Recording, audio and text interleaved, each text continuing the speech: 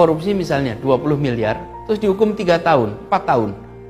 Pekerjaan apa yang bisa memberikan penghasilan 20 miliar dalam waktu 3 tahun? Nggak ada.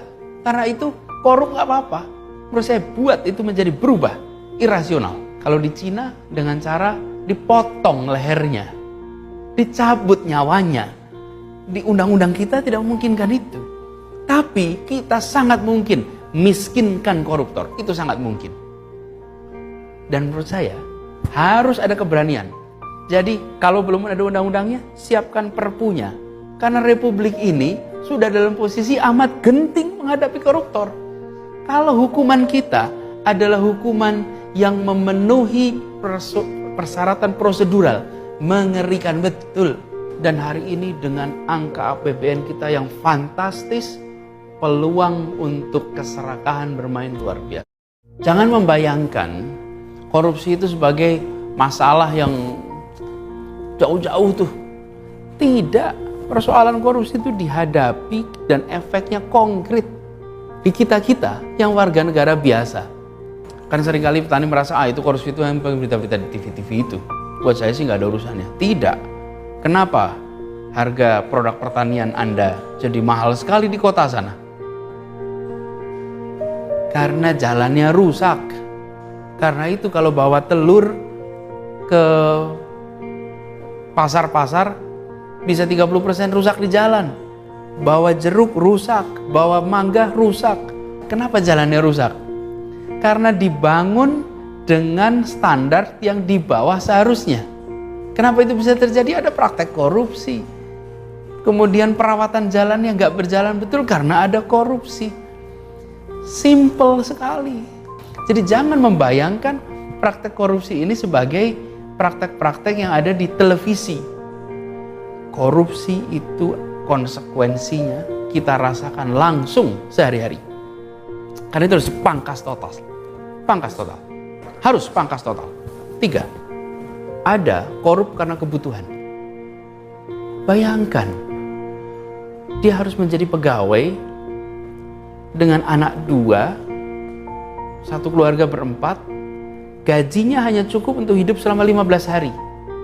Terus 15 hari sisanya dia makan pakai apa? Negara tak boleh tutup mata dengan kenyataan itu. Lalu pura-pura nggak tahu aja dah. Udah, Anda terserah lah gimana caranya. Gak bisa.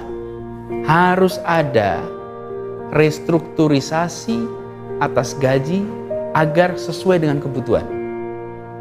Tak pantas kita menggaji orang-orang yang bekerja untuk negeri di bawah kewajaran. Tak pantas lagi. Yang kedua adalah korup karena sistem. Aturannya itu membuat orang dipaksa untuk korup. Itu banyak sekali prosedur-prosedur yang prosedurnya itu membuat orang jadi korup. Yang nggak mau korup pun dipaksa untuk korup oleh prosedur. Ubah itu. Dan katakan cukup sudah dengan prosedur seperti ini. Ini dibuat dari zaman Belanda dulu sampai sekarang. Ubah ini. Yang ketiga, korup karena keserakahan, greed. Ini gak ada batasnya nih. Yang namanya greed itu gak ada ujungnya, namanya juga keserakahan. Sekarang bagaimana kita menghadapi yang serakah ini? Buat korup menjadi sesuatu yang irasional. Hari ini orang korup rasional. Coba bayangkan, korupsi misalnya 20 miliar, terus dihukum 3 tahun, 4 tahun. Pekerjaan apa yang bisa memberikan penghasilan 20 miliar dalam waktu 3 tahun? Nggak ada. Karena itu korup nggak apa-apa. Menurut saya buat itu menjadi berubah, irasional. Kalau di Cina dengan cara dipotong lehernya, dicabut nyawanya. Di undang-undang kita tidak memungkinkan itu. Tapi kita sangat mungkin miskinkan koruptor. Itu sangat mungkin. Dan menurut saya harus ada keberanian. Jadi kalau belum ada undang-undangnya, siapkan perpunya.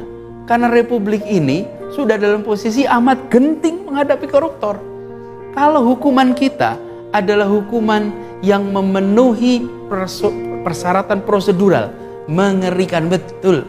Dan hari ini dengan angka APBN kita yang fantastis, peluang untuk keserakahan bermain luar biasa dahsyat. Saya tidak pernah menjadi bagian dari sistem ini. Karena itu saya akan masuk dengan posisi saya di sini untuk memangkas ini semua atas nama seluruh rakyat Indonesia yang tidak pernah menjadi bagian dari sistem yang korup. Kami hadir untuk memangkas praktek dan kami ingin mengatakan cukup. Nothing tulus. Kita bukan bagian dari ini semua. Justru kita ini masuk karena ingin mengatakan cukup dan habisi. Masih banyak orang-orang baik, masih banyak orang-orang berani.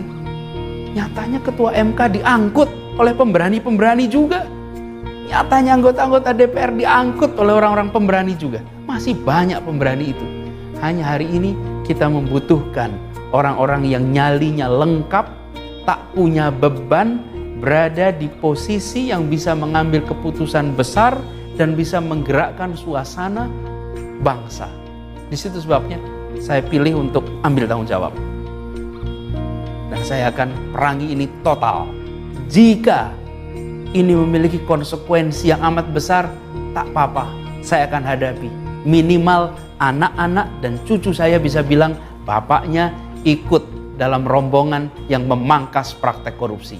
Dan itu menjadi kebanggaan setiap kita yang turun tangan. Sana. Karena jalannya rusak. Karena itu kalau bawa telur ke pasar-pasar bisa 30% rusak di jalan. Bawa jeruk rusak, bawa mangga rusak. Kenapa jalannya rusak? Karena dibangun dengan standar yang di bawah seharusnya. Kenapa itu bisa terjadi? Ada praktek korupsi. Kemudian perawatan jalan yang nggak berjalan betul karena ada korupsi. Simple sekali. Jadi jangan membayangkan praktek korupsi ini sebagai praktek-praktek yang ada di televisi. Korupsi itu konsekuensinya kita rasakan langsung sehari-hari. Karena itu harus dipangkas total. Pangkas total. Harus pangkas total. 3. Ada korup karena kebutuhan. Bayangkan, dia harus menjadi pegawai dengan anak 2, satu keluarga berempat, gajinya hanya cukup untuk hidup selama 15 hari. Terus 15 hari sisanya dia makan pakai apa? Negara tak boleh tutup mata dengan kenyataan itu. Lalu pura-pura nggak tahu aja dah. Udah, Anda terserah lah gimana caranya. Gak bisa. Harus ada restrukturisasi atas gaji agar sesuai dengan kebutuhan. Tak pantas kita menggaji orang-orang yang bekerja untuk negeri di bawah kewajaran. Tak pantas lagi. Yang kedua adalah korup karena sistem. Aturannya itu membuat orang dipaksa untuk korup. Itu banyak sekali prosedur-prosedur yang